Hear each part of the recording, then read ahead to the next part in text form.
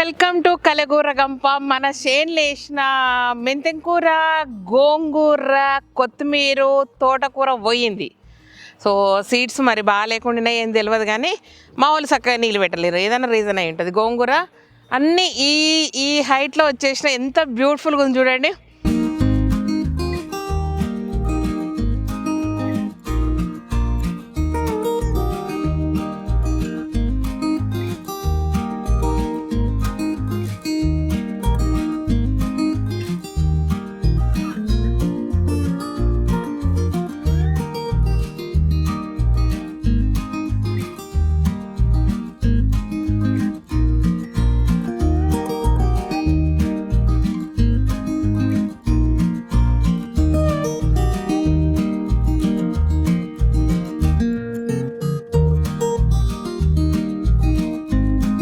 కొత్తిమీర, మెంతికూర రెడీగా వస్తున్నాయి. మేబీ ఇంకొక 10 days, హార్డ్లీ 10 days అంతే.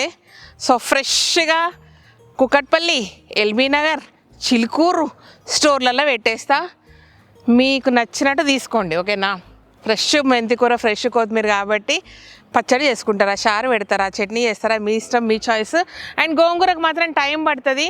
సో గోంగూర వచ్చినాక మళ్ళీ వేద్దాం. తోటకూర కూడా మళ్ళీ వేస్తా, ఓకేనా.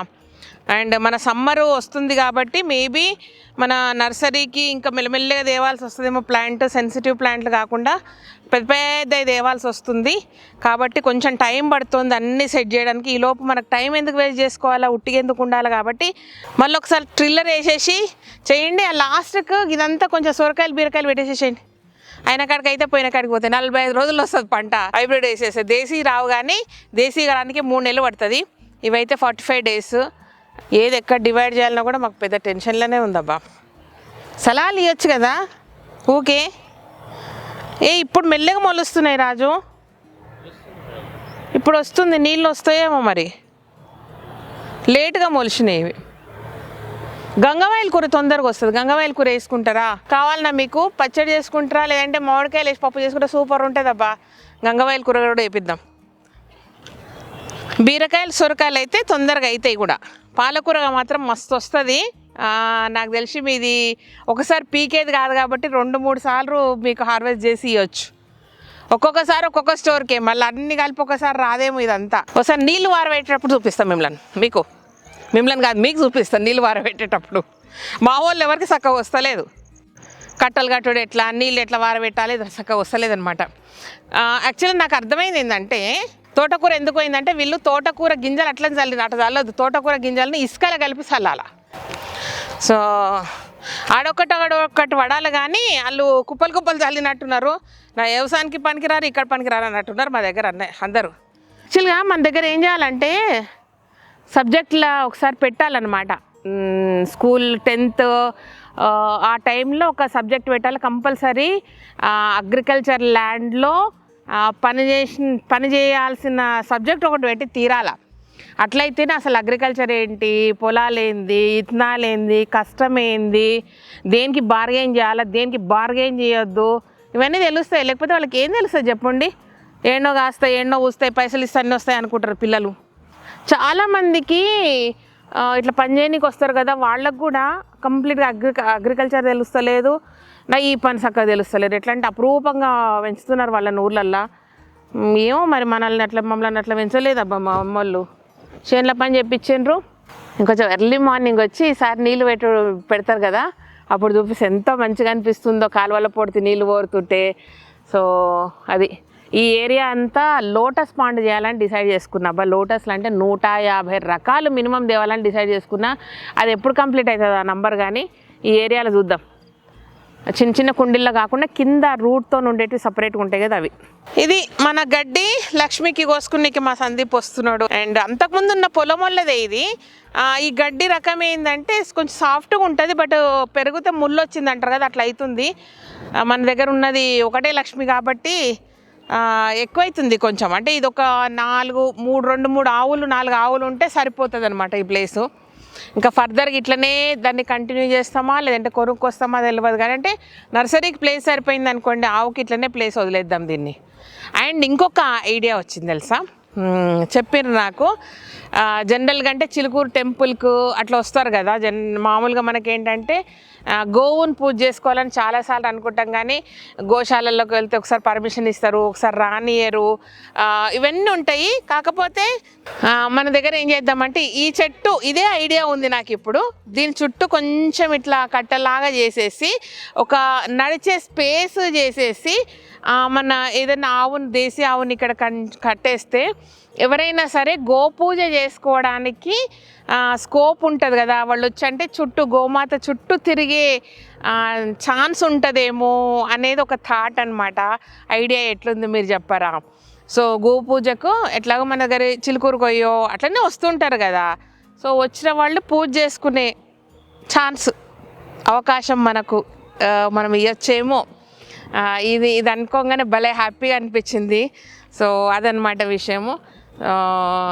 ఈ చెట్టు అందుకు అనుకొని ఇంకా దాన్ని డిస్టర్బ్ చేయలేదు, ఆలోచన మాత్రం ఇదే. దాని చుట్టూ కొంచెం కట్ట అంటే చెట్టు డిస్టర్బ్ కాకుండా, దాని తర్వాత ఒక వాక్వే లాగా చిన్నగా వదిలేసి, ఆవు ఎంత 6 ఫీట్లు 7 ఫీట్లు ఉంటే దాని తర్వాత ఒక వాక్వే లాగా వదిలేస్తే దానికి పూజ చేసేసి చుట్టూ తిరగొచ్చు అనమాట, ప్రదక్షిణ చేయొచ్చు. ఇది థాట్. సో నా తిక్క థాట్ ఎట్లుందో ఒకసారి చెప్పండి మీరు, బాగుందా? సో ఇదనమాట. ఇది రోజు లక్ష్మికి తీసుకెళ్తున్నాం. అయితే ఇంత పెద్దగా వెరగనీయొద్దు తెలుసా, కొంచెం ముళ్ళు వచ్చి దానికి టేస్ట్ కుచ్చుకుంటున్నట్టు ఉంటుంది. లేదంటే మన దగ్గర చాప్ కట్టర్ ఉండాలి, చాప్ కట్టర్ ఉంటే చిన్న కట్ చేసేస్తే తినేస్తుంది అనమాట. సో చాప్ కట్టర్ లేదు, ఆల్రెడీ అన్ని ఎక్విప్మెంట్స్తో పాటు చాప్ కట్టర్ కూడా ఆర్డర్ చేస్తున్నాము మంచిగా. అండ్ ఇంకోటి ఏం చెప్పింది తెలుసా, హైదరాబాద్ చుట్టుపక్కల సరౌండింగ్స్లో చాలామంది గడ్డి కానీ సొప్ప కానీ అంటే దాన సొప్ప కానీ లేదంటే కార్ను కూడా ఇంత పెంచి ఓన్లీ సొప్ప కొరకే అమ్ముతున్నారంట. మంచిగా కట్ చేసి కేజీల లెక్కన ఉంటుంది, బాగుంటుంది పచ్చిదాన అని కూడా చెప్పిండ్రు. అంటే మనకి ఎక్కువ ఆవులైనప్పుడు మనకు స్పేస్ లేకపోతే, మన గడ్డి పచ్చిగడ్డి సరిపోకపోతే అట్లా తెచ్చి కూడా కొనుక్కొచ్చి కూడా వేయొచ్చంట. కానీ మనకు ఫ్రీ రేంజ్ దానిలాగా వదిలేస్తాం అనమాట, కొట్టే దగ్గర కట్టేయకుండా వదిలేసి దానికి ఒక బౌండరీ లాగా పెట్టేస్తే అందులో ఇష్టం వచ్చినట్టు తిరిగేటట్టు ప్లాన్ చేద్దామని. ఇది దానికి సంబంధించిన థాట్. ఇదంతా సెట్ అయ్యాకనే దాని దగ్గరికి వెళ్దాము, ఎందుకంటే మనుషులు ఉండాలా, మనం చూసుకోవాలా, జాగ్రత్తగా ఉండాలి. కాబట్టి ఫ్యామిలీ సెట్ అయిపోయినాక చేయొచ్చు అనమాట. శ్రీదేవికి గడిగేనికి వస్తుందా రా చూడండి.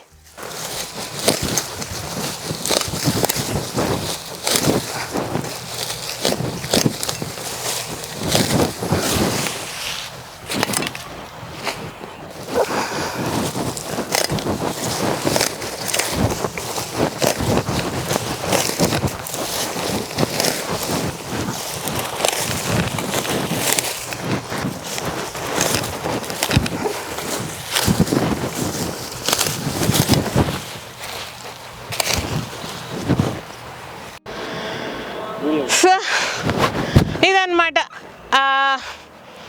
చూసుకున్నాడు మురుసుకున్నాడు మీకు ముచ్చట ఎప్పుడు అవుతుంది, కానీ అస్సలు రిజల్ట్ ఎప్పుడు వస్తుందో, మనం అందరం ఎప్పుడు కలుస్తామో చాలా ఈగర్లీ వెయిటింగ్. ఎందుకంటే చాలా కష్టపడి పనిచేస్తున్నా. సో మీరు వచ్చి మెచ్చుకున్నారు అనుకోండి, ఆ కష్టం అంతా మర్చిపోతారు అనమాట. ఆ రోజు తొందరగా రావాలని మనస్ఫూర్తిగా కోరుకుంటున్నా. ఇదనమాట విషయం. Thank you so much. ఈ వీడియోకి నచ్చినట్టయితే సబ్స్క్రైబ్ చేయండి, లైక్ చేయండి, మీ ఫ్రెండ్స్కి ఫార్వర్డ్ చేయండి. థ్యాంక్ యూ, మర్చిపోకండి. ఓకేనా? ఈ మధ్య ఎందుకు ఇట్లా అంటే వీడియోలు సరిగ్గా పోస్ట్ చేస్తారే, అందరు ముందరికి వెళ్ళిపోతారు, అందరు సబ్స్క్రైబర్లు పెరుగుతారు, నేను ఏడేసిన గోంగడ ఆడినట్టు సరిపోతుంది నా సంసారము. సో కాబట్టి అప్పుడప్పుడు అలకరించిన శ్రీదేవిని మాత్రం మర్చిపోకండి అబ్బా ప్లీజ్. అని మర్చిపోకుండా